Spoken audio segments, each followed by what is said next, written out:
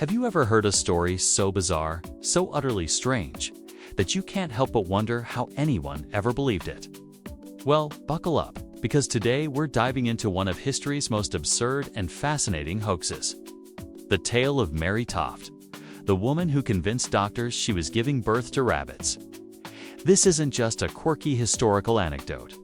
It's a story that peels back the layers of 18th century society, science, and the power of a really convincing lie. It's a scandal that embarrassed some of the most respected men in England and became a cautionary tale for generations. Our story begins in 1726 in the small town of Godalming, Surrey.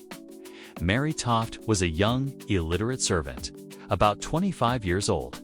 In September of that year, she suffered a miscarriage. Shortly after, she began claiming something extraordinary. She wasn't giving birth to a human child. She was delivering animal parts, specifically, parts of rabbits. Now, you and I hear this and immediately think, no way. But this was 1726. The lines between science, folklore, and superstition were incredibly blurry. The prevailing theory at the time was something called maternal impression. This was the belief that a pregnant woman's thoughts, emotions, or experiences could physically alter her unborn child. If a mother was frightened by a cat, her baby might be born with feline features. She craved strawberries, the baby might have a strawberry-shaped birthmark. According to Mary's story, while pregnant, she had been startled by a rabbit in a field and developed a sudden, intense craving for rabbit meat. This, she claimed, was the cause of her strange and unnatural births. The local doctor, a surgeon and man midwife named John Howard, was called in. At first, he was skeptical, as any reasonable person would be.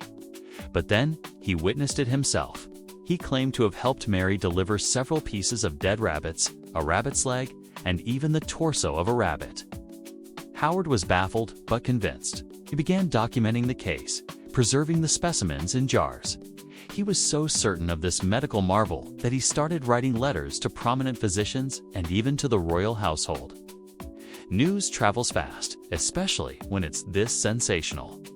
The story of the rabbit-birthing woman of Godalming spread like wildfire.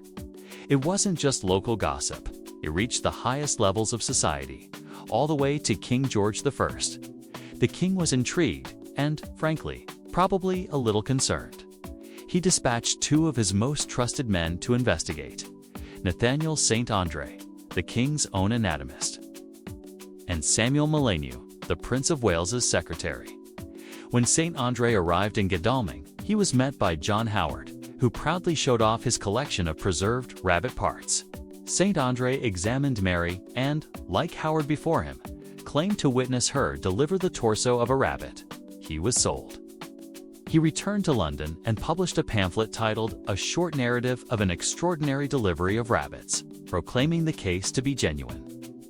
This royal endorsement turned a local curiosity into a national phenomenon. The public was absolutely fascinated. People flocked to Godalming, hoping to catch a glimpse of the famous Mary Toft.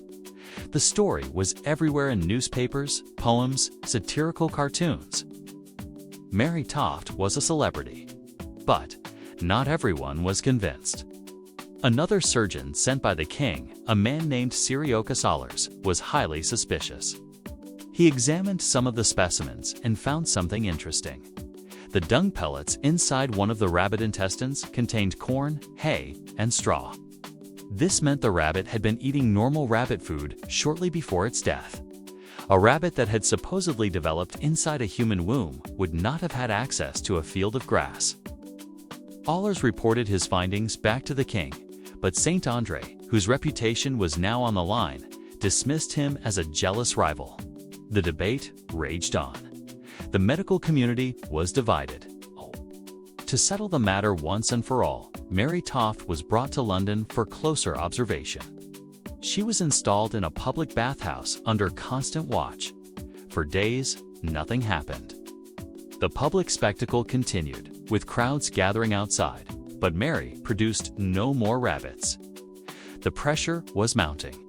Mary was now under the scrutiny of several of London's top doctors, including the respected Sir Richard Manningham. He was a man of science and wasn't buying the story. He threatened to perform a painful experimental surgery on Mary to see if her anatomy was truly different. This threat was the turning point. The hoax began to unravel. A porter was caught trying to sneak a small rabbit into Mary's room. Under questioning, he confessed that Mary's sister-in-law had been buying rabbits and secretly passing them to Mary. Finally, faced with the prospect of surgery and the confession of her accomplice, Mary Toft broke down. On December 7, 1726, she confessed to the whole thing. The births were a complete fraud. She admitted that after her miscarriage, she and her family, likely aided by John Howard, had manually inserted the animal parts into her body to fake the deliveries. The goal? Probably a mix of fame and financial support. She had hoped to secure a pension from the royal family. The fallout was immediate and spectacular. The elite physicians who had championed her, especially Nathaniel St. Andre, were publicly humiliated. Their careers were ruined. The entire medical establishment was mocked. Satirical prints and pamphlets flooded London, depicting doctors with rabbit heads and Mary Toft surrounded by her offspring. One of the most famous artists of the day, William Hogarth, created a popular engraving titled Cunicularii, or The Wise Men of Godalming in Consultation, savagely mocking everyone involved. Mary Toft was charged with being a vile cheat and impostor and was briefly imprisoned. After her release, she returned to Godalming and lived the rest of her life in relative obscurity, forever known as the Rabbit Woman. So why is this story so important? The Mary Toft hoax is a perfect storm of factors. You have a public and even a scientific community primed to believe in the bizarre through theories like maternal impression. You have ambitious doctors like John Howard and St. Andre, whose desire for fame and recognition blinded them to the obvious. And you have the power of spectacle and media, which amplified the story and turned it into a sensation. It became a powerful lesson about credulity and the dangers of abandoning critical thinking. It highlighted the need for more rigorous, evidence-based science. The embarrassment it caused pushed the medical field to be more skeptical, to demand more proof, and to move away from superstition.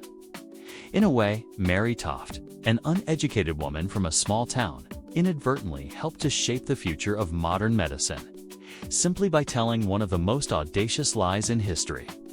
It's a reminder that even the most esteemed experts can be fooled, and that extraordinary claims require extraordinary evidence. The story of the rabbit birthing woman remains a wild, weird, and wonderful chapter in the history of hoaxes. What do you think? Could a hoax like this happen today? Let me know your thoughts in the comments below. Thanks so much for watching, and if you enjoyed this journey into historical weirdness, don't forget to like, subscribe, and hit that notification bell for more stories from the strange side of history. See you next time down the rabbit hole. Weird History.